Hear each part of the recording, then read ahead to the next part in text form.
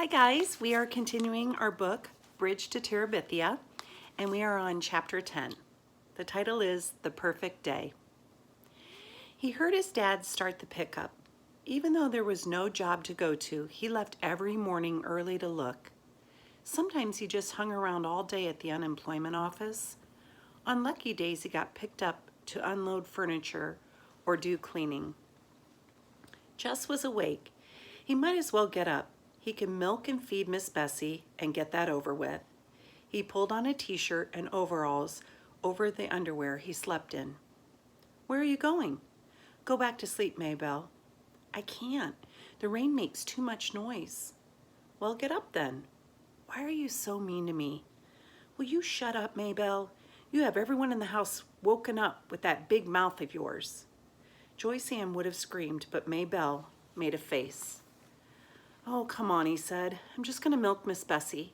Then maybe we can watch cartoons if we keep the sound real low. Maybelle was as scrawny as Brenda was fat. She stood a moment in the middle of the floor in her underwear, her skin white and goosebumpy. Her eyes were still drooped from sleep, and her pale brown hair stuck up all over her head like a squirrel's nest on a winter branch. That's got to be the world's ugliest kid, he thought, looking her over with genuine affection. She threw her jeans into his face. I'm gonna tell Mama.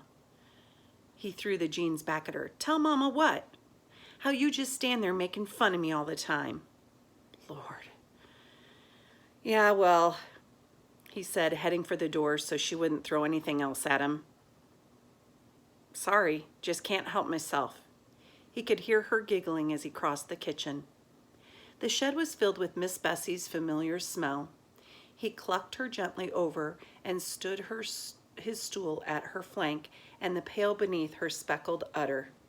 The rain pounded the metal roof of the shed so that the plink of the milk in the pail set up a counter rhythm. If only it would stop raining. He pressed his forehead against Miss Bessie's warm hide. He wondered idly if cows were ever scared, really scared. He had seen Miss Bessie jitter away from PT, but that was different. A yapping puppy at your heels is an immediate threat, but the difference between him and Miss Bessie was that when there was no PT in sight, she was perfectly content, sleepily chewing her cud. She wasn't staring down at the old Perkins place, wondering and worrying. She wasn't standing there on her tiptoes while anxiety ate holes through all her stomachs. He stroked his forehead across his flank and sighed.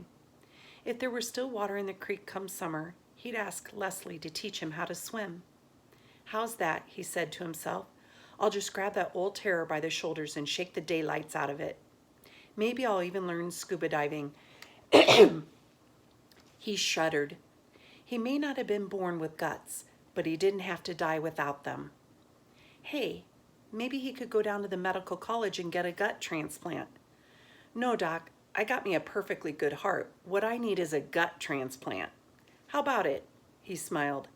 He'd have to tell Leslie about wanting a gut transplant. It was the kind of nonsense she appreciated.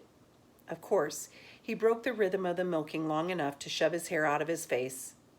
Of course, what I really need is a brain transplant. I know Leslie. I know she's not going to bite my head off or make fun of me if I say I don't want to go across till the creek's down. All I got to do is say, Leslie, I don't want to go over there today. Just like that. Easy as pie. Leslie, I don't want to go over there today. How come? How come? Because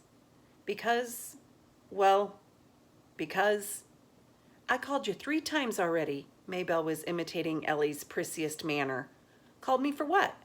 Some lady wants you on the telephone. I had to get dressed to come get you. He never got phone calls. Leslie had called him exactly once, and Brenda had gone into such a song and a dance about her and Jess's getting a call from his sweetheart that Leslie had decided it was simpler to come to the house and get him when she wanted to talk. Sounds kind of like Miss Edmonds. It was Miss Edmonds. Jess? Her voice flowed through the receiver. Miserable weather, isn't it? Yes. He was scared to say more for fear that she'd hear the shake. I was thinking of driving down to Washington. Maybe to go to the Smithsonian or the National Gallery. How would you like to keep me company?" He broke out in a cold sweat. "Jess?" He licked his lips and shoved his hair off of his face. "You still there, Jess?" "Yes'm." He tried to get a deep breath so he could keep talking. "Would you like to go with me?" "Lord, yes'm." "Do you need to get permission?" she asked gently. "Yes'm, yes'm." He had somehow managed to twist himself up in the phone cord. "Yes'm, just a minute." He entangled himself, put the phone down quietly, and tiptoed into his parents' room. His mother back made a long hump under the cotton blanket. He shook her shoulder very gently. "Mama?" He was almost whispering. He wanted to ask her without really waking her up. She was likely to say no if she woke up and thought about it. She jumped at the sound but relaxed again, not fully awake. "Teacher wants me to go Washington to the Smithsonian." "Washington?" The syllables were blurred. "Yeah, something for school." He stroked her upper arm. "Be back before too late, okay?" "Mm-hmm." "Don't worry, I'm done milking." "Mm-hmm." She pulled the blanket to her ears and turned on her stomach. Jess crept back to the phone. "It's okay, Miss Edmonds, I can go." "Great. I'll pick you up in 20 minutes. Just tell me how to get to your house." As soon as he saw her car turn in, Jess raced out the kitchen door through the rain and met her halfway up the drive. His mother could find out the details from Maybelle after he was safely up the road. He was glad Maybelle was absorbed in the TV. He didn't want her waking Mama up before he got away. He was scared to look back, even as after he was in the car and on the maiden road, for fear he'd seen his mother screaming after him. It didn't occur to him until the car was past Millsburg that he might have asked Miss Edmonds if Leslie could come too. When he thought about it, he couldn't suppress a secret pleasure at being alone in this small, cozy car with Miss Edmonds. She drove intently, both hands gripping the top of the wheel, peering forward. The wheels hummed and the windshield wipers slicked a merry rhythm. The car was warm and filled with the smell of Miss Edmonds. Jess sat with his hands clasped between his knees, the seatbelt tight across his chest. "Damn rain," she said. "I was going stir-crazy." "Yes'm," he said happily. "You too, huh?" She gave him a quick smile. He felt dizzy from the closeness. He nodded. "Have you ever been to the National Gallery?" "No, ma'am." He had never even been to Washington before, but he hoped she wouldn't ask him that. She smiled at him again. "Is this your first trip to an art gallery?" "Yes'm." "Great," he said. "My life has been worthwhile after all," she said. He didn't understand her, but he didn't care. He knew that he was happy to be with him, and excuse me. He knew she was happy to be with him, and that was enough to know. Even if in the rain he could make out the landmarks, looking surprisingly the way the books had pictured them. The Lee mansion high on the hill, the bridge, and twice around the circle so he could get a good look at Abraham Lincoln looking out across the city, the White House, and the monument, and at the other end, the Capitol.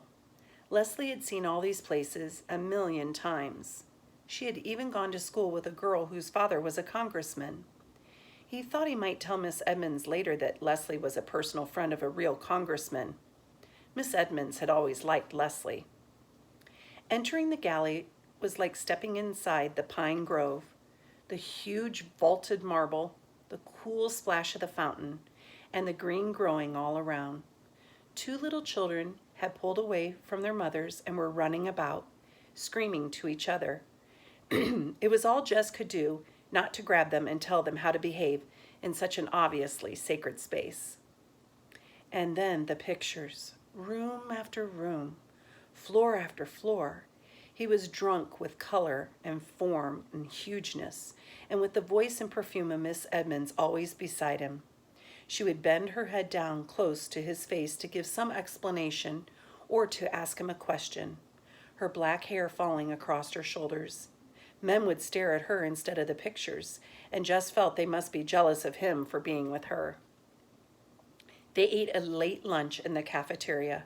When she mentioned lunch, he realized with horror that he would need money and that he didn't know how to tell her that he hadn't brought any. Didn't have any to bring, really, for that matter. But before he had time to figure out anything, she said, Now, I'm not going to have an argument with who's paying. I'm a liberated woman, Jess Aarons. When I invite a man out, I pay. He tried to think of some way to protest without ending up with a bill, but he couldn't, and he found himself getting a $3 meal, which was far more than he had meant to have her spend on him. Tomorrow he would check out with Leslie how he should have handled things. After lunch, they trotted through the drizzle to the Smithsonian, to the dinosaurs and the Indians. There they came upon a display case holding a miniature scene of Indians disguised in buffalo skins, scaring a herd of buffalo into stampeding over a cliff to their death, with more Indians waiting below to butcher and skin them. It was a three-dimensional nightmare version of some of its own drawings. He felt a frightening sense of kinship with it. "Fascinating, isn't it?" Miss Edmonds said, her hair brushing his cheek as she leaned over to look at it. He touched his cheek. "Yes'm," he said to himself. I don't think I like it, but he could hardly pull himself away. When they came out of the building, it was into brilliant spring sunshine. Jess blinked his eyes against the glare and the glisten. "Wow," Miss Edmonds said, "a miracle. Behold the sun. I was beginning to think she had gone into a cave and vowed never to return, like the Japanese myth." He felt good again. All the way home in the sunshine, Miss Edmonds told funny stories about going to college one year in Japan, where all the boys had been shorter than she, and she hadn't known how to use the toilets. He relaxed. He had so much to tell Leslie and ask her. It didn't matter how angry his mother was. She'd get over it, and it was well worth it. This one perfect day of his life was worth anything he had to pay. One dip in the road before the old Perkins place, he said, "Just let me out on the road, Miss Edmonds. Don't try to turn in. You might get stuck in the mud." "Okay, Jess," she said. She pulled over at his road. "Thank you for a beautiful day." The western sun danced on the windshield, dazzled by his eyes. He turned and looked Miss Edmonds full in the face. "No, ma'am." His voice sounded squeaky and strange. He cleared his throat. "No, ma'am, thank you." Well, he hated to leave without being able to really thank her, but the words were not coming to him now. Later, of course, they would, when he was lying in bed or sitting in the castle. Well, he opened the door and got out. "See you next Friday." She nodded, smiling. "See you." He watched the car go out of sight and then turned and ran with all of his might to the house, the joy jiggling inside of him so hard that he wouldn't have been surprised if his feet had just taken off from the ground the way they sometimes did in dreams and floated him right over the roof. He was all the way into the kitchen before he realized that something was wrong. His dad's pickup had been outside the door, but he hadn't taken it in until he came into the room and found them all sitting there, his parents and the little girls at the kitchen table, and Ellie and Brenda on the couch, not eating. There was no food at the table. Not watching TV. It wasn't even turned on. He stood unmoving for a second while they stared at him. Suddenly his mother let out a great shuddering sob. "Oh my God! Oh my God!" She said it over and over, her head down on her arms. His father moved to put his arm around her awkwardly, but he didn't take his eyes off of Jess. "I told you you'd just gone off somewhere," Maybelle said quietly and stubbornly, as though she had repeated it often and no one had believed her. He squinted his eyes as though trying to peer down a dark drain pipe. He didn't even know what question to ask them. "What?" he tried to begin. Brenda's pouting voice broke in. "Your girlfriend's dead, and Mama thought you were dead too."